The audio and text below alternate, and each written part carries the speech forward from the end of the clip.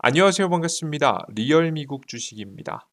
오늘 시청자 여러분들께 준비한 영상은 시장 대폭락 위기, 엔비디아, 테슬라 팔아야 할까라는 주제로 오늘의 영상을 준비했습니다. 현재 빅테크 기업들을 중심으로 해서 급락이 이어지고 있는 현재 왜 하락이 나오고 있는 건지, 우리는 현재 지금 이 순간에 주식을 팔아야 할지 사야 할지 그 판단의 기준을 잡아나가기 위한 정보 영상을 준비해 봤으니까요. 투자자 여러분들께서 판단하시는데 많은 도움 받아가시면 좋을 것 같습니다. 리얼 미국 주식에서는요, 주기적으로 매주 3번씩 시장에 대한 흐름들과 주요 뉴스들을 좀 다뤄드리고 있습니다. 먼저 첫 번째, 미국 시장의 주요 뉴스 브리핑을 통해서 우리나라뿐만 아니라 전 세계적으로 영향을 끼칠 수 있는, 특히나 미국 주식 시장에 큰 영향을 줄 수 있을 만한 주요 뉴스들을 브리핑해 드리고 있고요. 두 번째, 주요 지표 발표입니다. 매일매일 있진 않지만 주요 지표 발표, 예를 들어서 FOMC 미국의 금리 인상 인하에 대한 발표라든가, 아니면은 미국의 금리에 영향을 줄 수 있는 미국의 물가 지표라든가 고용 지표라든가 다양한 중요 지표들, 시장에 영향을 끼칠 수 있을 만한 지표들에 대한 브리핑 및 해석이 있을 예정입니다. 그리고 업종별 종목 흐름 분석을 통해서 여러분들께 시장에 대한 흐름들 짚어드릴 건데요. 특징적인 종목이 있다면 특징적인 종목의 급락, 급등 이유를 추가적으로 설명해 드리고 있습니다. 시장에 대한 전체적인 흐름을 전부 다 잡아드린다라고 생각하시면서 영상 시청해 주시면 좋을 것 같습니다. 그리고 저는 많은 거 바라지 않습니다. 여러분들께서 댓글을 하나 다실 때마다 계좌 수익 1%씩 올라간다 생각하시면서 응원의 댓글, 어떤 댓글이든 상관없습니다. 댓글 달아주시면 너무나도 감사하겠습니다. 자, 그럼 본격적으로 오늘의 브리핑 영상도 시작해 보겠습니다. 오늘 시장의 주요 뉴스를 먼저 설명해 드리겠습니다. 최근에 중국 기업이죠. 중국의 스타트업인 딥시크가 비용 효율적인 AI 모델로 엔비디아 등 미국 기술 기업들의 우위에 도전하여 기술주 하락을 촉발했습니다. 이 중국의 AI 스타트업, AI 관련된 기업이에요. 생성형 AI를 만드는 기업이다라고 보시면 되겠습니다. 딥시크의 모델은 오픈소스 기반으로 구축되어 주목받았고, 중국 AI 관련 주식은 상승한 반면 엔비디아는 하락했습니다. 딥시크의 등장은 기존 AI 산업의 고비용 구조에 의문을 제기하며 미래의 강력한 경쟁자로 주목받고 있습니다. 전문가들은 이번 주 기술주 실적 발표가 AI 산업 경쟁 구도의 중요한 시험대가 될 것으로 보고 있습니다. 이렇게만 보면 한 번은 이해가 안 되시겠죠? 그럼 도대체 이번에 딥시크가 만든 이 AI가 기술이 얼마나 대단하냐? 기준을 정하고 여러분들에게 비교를 통해서 설명드리겠습니다. 해당 보고서에 따르면 딥시크 V3 개발에 투입된 비용은 557만 6천 달러, 한화 돈으로 대략 78억 8천만 원에 그칩니다. 엔비디아의 H800 GPU를 시간당 2달러에 2개월 동안 빌린 비용으로 계산이 됐습니다. 이 비용 보시면 굉장히 큰 것 같죠? 하지만 미국에 있는 빅테크 기업하고 비교하면 굉장히 낮은 수준입니다. 이는 메타가 최근 AI 모델인 라마3 모델의 H100으로 훈련된 비용의 10분의 1 수준입니다. 또한 딥시크가 사용한 H800은 미국의 고성능 칩 수출 규제로 엔비디아가 H100의 사양을 낮춰 출시한 칩입니다. 그러니까 훨씬 더 낮은 수준의 GPU를 가지고 다 미국의 메타라는 기업보다 10분의 1 수준의 비용으로 제품을 만들었다는 거죠. 이렇게 되면서 어떤 의문이 들기 시작했냐? 미국의 빅테크 기업들은 도대체 돈을 다 어디다 썼길래 중국은 저렇게 싸고 좋은 걸 잘 만드는데 이 미국 기업들은 뭐 하는 건지에 대한 의문이 생기기 시작했다는 거죠.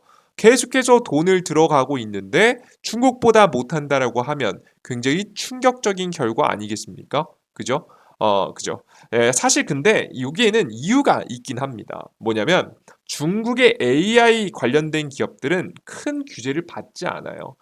미국의 공산당에 반하는 내용이 아니라면, 이런 내용 기술이 아니라면 사실 특별한 대단한 규제를 받지 않습니다. 그것에 비해서 미국의 기업들은 어떻죠? 다양한 규제. 이 AI가 인류를 잡아먹을 가능성, AI로 인해서 인류가 망할 가능성에 대해서 항상 고민하면서 검토하고 생각하고 준비하고 방어책도 만들면서 AI를 개발하고 있기 때문에 지금 현재 중국에 비해서 훨씬 더 많은 비용이 들어가는 거죠. 그리고 여러분들, 최초의 개척자는 원래 삽질을 많이 합니다. 원래 남이 만들어 놓은 길을 따라가는 것은 그렇게 어렵지 않아요. 처음에 선발대로 나서서 뭐든 만들어 보는 것이 기술 개발 비용이 많이 들어가는 거죠. 그러다 보니까 이런 결과가 나온 것이라는 예상이 조심스럽게 됩니다. 이 때문에 현재 뒤에서도 한번 말씀드리겠지만 미국의 엔비디아의 주가가 정규장에서는 마이너스 3% 마감했는데 지금 현재 실시간으로, 이것보다 뭐 보시는 시간에 따라서 좀 바뀔 수 있을 것 같습니다만은 현재 장외 시장에서 마이너스 11.9% 추가 하락 중입니다.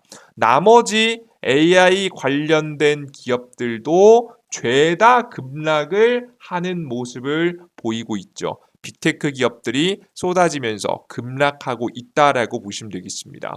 이를 통해서 시장이 까딱 잘못하면은 폭락에 대한 가능성까지 열린 상황이다라고 여러분께서 보시면 될 것 같아요. 그래서 까딱 잘못하면은 큰 문제가 벌어질 것 같은데 긍정적으로 해석하는 시선도 존재하긴 합니다. 참고하시라고 설명드릴게요.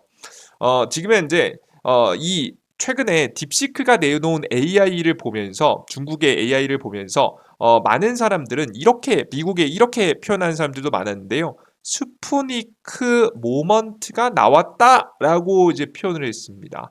이게 무슨 소리냐라고 하면은 과거에 소련하고 미국이 냉전 시대 때 지금 이제 스푸니크 사건이라는 게 벌어진 적이 있습니다. 이게 뭐냐면 스푸트니크라는 거는요, 인공위성 중 하나인데요. 소련이 1957년 발사한 최초의 인공위성입니다. 이때 당시는 이 우주 기술을 가지고 누가 1위 국가냐를 소련하고 미국하고 경쟁하던 시기이기 때문에 사실상 미국에게는 최초의 인공위성을 소련이 먼저 발사했다는 건 굉장히 충격적인 일이었죠. 그래서 이 사건을 계기로 미국은 1958년 바로 1년 뒤에 나사라고 하는, 많이들 들어보셨죠? 나사를 설립하고 엄청난 투자를 지속하게 됩니다. 1961년 소련의 최초 우주 비행사가 우주로 나가게 되면서 이 첫 번째 자리는 뺏겼지만 결국 1969년도 미국의 달 착륙이 성공하게 되면서 기술 경쟁에서 승리하는 모습을 보여주게 되었습니다. 그러니까 이 스푸트니크라는 건 뭐냐면 말 그대로 미국에게 충격적인 사실을 알리는 계기, 미국에게 다음 본격적인 투자를 알리는 시발점이 되었던 사건이죠. 적국의 기술이 생각보다 뛰어나구나라는 것을 깨닫는 사건이었습니다. 그래서 이번에 딥시크의 제품이 나오기, 중국의 AI가 뛰어난 제품이 나오게 되면서 미국은 이제 본격적인 제2의 나사를 만들고 본격적인 AI의 투자에 들어갈 가능성이 높다라는 시선들이 굉장히 많습니다. 그래서 오히려 이 사건을 계기로 해서 미국의 빅테크 기업들이 AI에 대한 투자를 줄인다기보다는 오히려 정부가 너무나도 과도한 규제를 하고 있었구나라는 인식 속에서 특히나 트럼프는 규제를 완화시키려고 하고 있죠. 규제 완화에 대한 이야기가 나올 것이고, 실제 규제 완화가 시작되면 미국의 빅테크 기업들은 비용 지출을 줄일 이유가 없겠죠. 그래서 추가적인 비용 지출이 계속되면서 과거의 나사와의 같이 엄청난 성장을 보일 가능성이 높다라는 시선들이 돌고 있습니다.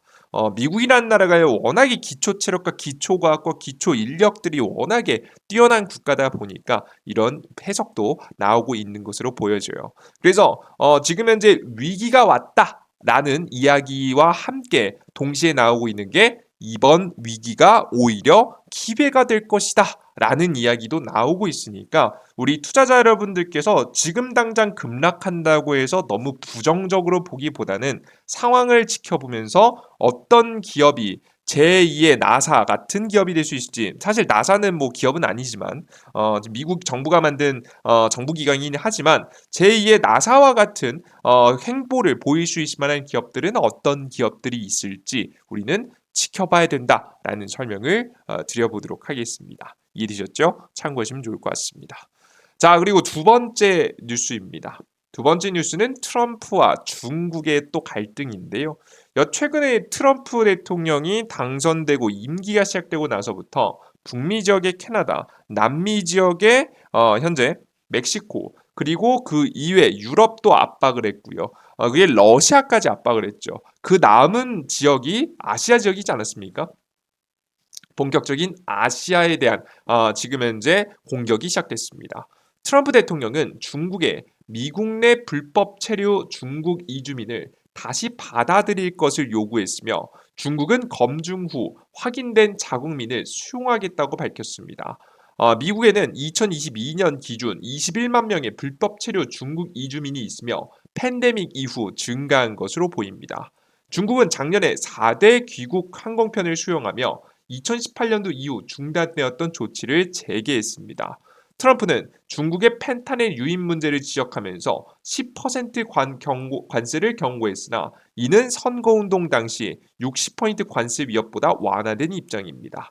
이런 식으로 하나씩 압박을 넣는 거죠. 만약에 트럼프가 계속해서 이런 압박을 지금 현재 넣었을 때는 중국이 임하긴 했는데요. 이런 압박을 또다시 다른 압박을 또 계속 가할 겁니다. 그리고 그 압박에 중국이 동의하지 않고 도와주지 않으면 미국의 트럼프 대통령의 말을 듣지 않으면 이 60%까지 관세가 올라갈 가능성이 지금 현재도 존재하기 때문에 우리 투자자 여러분들께서는 언제나 추가적인 갈등이 일어날 수 있음을 인지하시면서 지켜보시는 게 좋겠습니다. 참고하시면 좋을 것 같아요. 다음 보겠습니다. 그리고 유럽 얘기도 많이 나오고 있습니다. 유럽 경솔한 기후변화 규제를 삭감하는 압력의 증가에 직면하고 있습니다. 그러니까 지금 현재 최근 들어서 바이든 정권 때부터 시작해서 직전 정권이죠. 친환경 투자가 굉장히 많았었습니다. 자, 근데 이제 이 바이든 정권이 끝나고 트럼프 정권을 들어섰고요. 미국의 정책도 많이 바뀌었죠. 그와 동시에 그 영향을 받은 유럽도 변화가 시작되고 있습니다.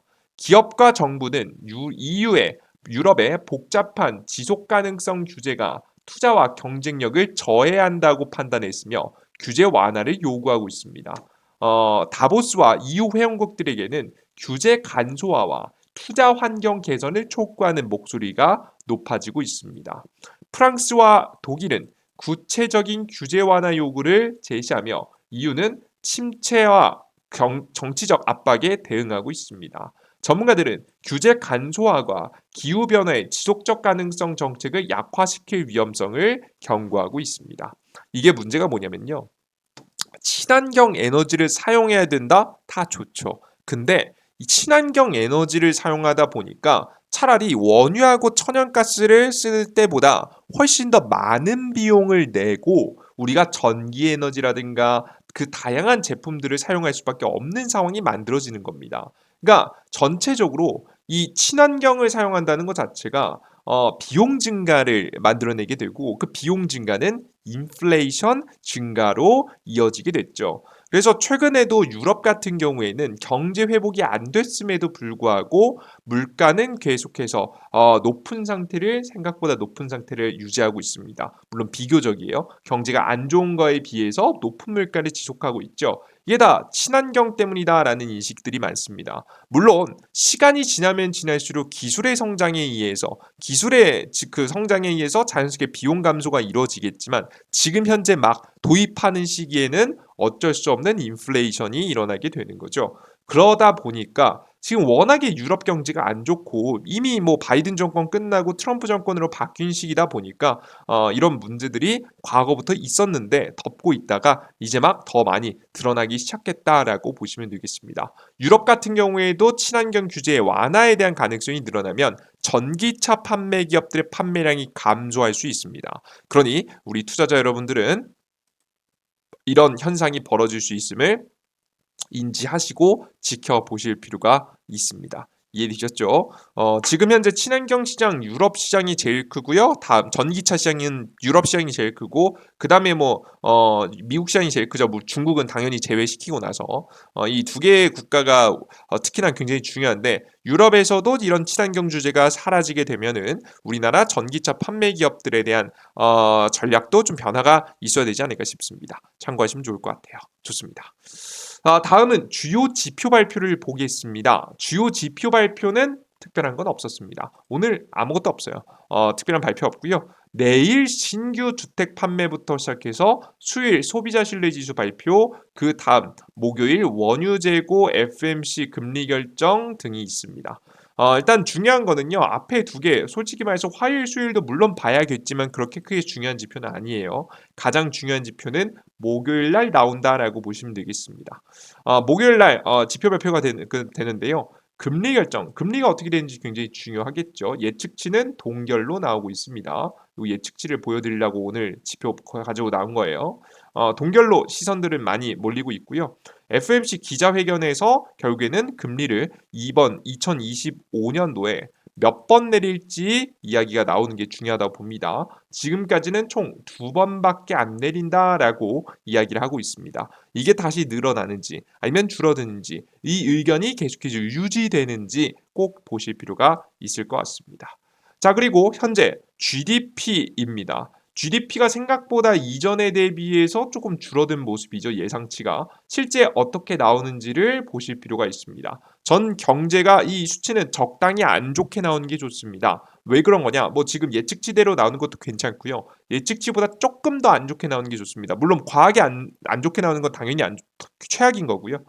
지금 현재는 적당히 안 좋게 나오는 게 좋습니다. 왜? 경제가 적당히 안 좋아야 금리 인하 가능성, 횟수가 더 증가하게 되면서 유동성이 풀릴 가능성이 증가하니까요. 그죠? 해당 지표가 굉장히 중요하다라는 거 제가 뭐 직전 영상, 전정 영상에도 계속 짚어드리면서 설명해 드리고 있죠. 참고해 주시면 좋을 것 같습니다. 그리고 그 뒤에 이어서 근원 소비 지출 물가 지수, 근원 소비지 물가 지수 등이 발표가 될 예정입니다. 이것도 이어서 나오면 여러분들께 설명을 해 드릴게요. 좋습니다. 다음 보겠습니다. 종목별 종목 흐름입니다. 업종별 종목 흐름입니다. 지금 제가 저번 주 금요일 날짜는 크게 변화가 없다라고 말씀드렸는데 지금 오늘자 프리마켓에서는 최악의 증시 상태를 보여주고 있죠. 엔비디아, 마이크로소프트, 지금 현재 애플은 좀 최근 비교적 많이 떨어졌기 때문에 급한 급락은 안 나오고 있지 않습니다. 메타, 구글, 그리고 다양한 브로드컴 이런 기업들 전부 다 하락이 나와주고 있습니다.